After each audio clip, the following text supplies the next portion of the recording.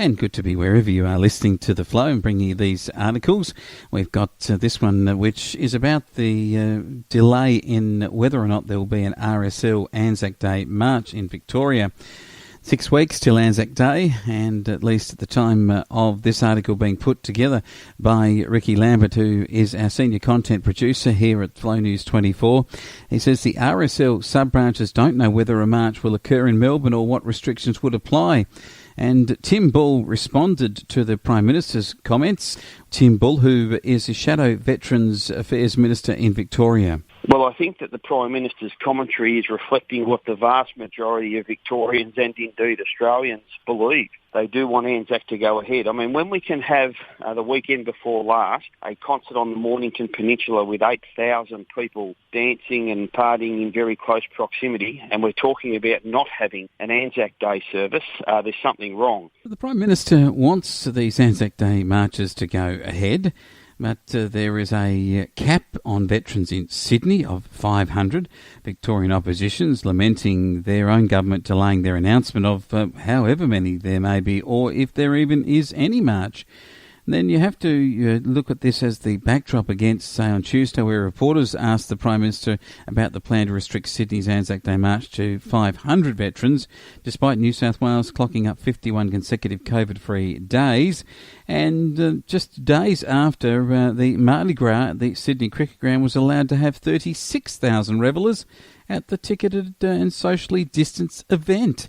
The parade was preceded by a street protest of about 600 people on Oxford Street after activist group Pride in Protest was granted a 11th hour exemption from COVID-19 restrictions. Mr Morrison says if people can party and if people can protest, then we can remember as a nation and honour our veterans on ANZAC Day. I would have thought if you're the Prime Minister, you'd just simply say, we're doing this. And for the states who are going to block this is un-Australian. The Victorian RSL's told Flow News 24 that the RSL Victoria is working with the Department of Health and Human Services and other government representatives to ensure that all Victorians can commemorate this year's ANZAC Day in a COVID-safe way. COVID-safe? We've got this vaccine now. We've got treatment programs available clearly working because no one's actually dying from COVID-19 from these international travellers that are arriving. So here we are with Daniel Andrews disputing whether or not we should have a ANZAC Day commemoration, one of the most important and revered days of commemoration in Australia's calendar each year.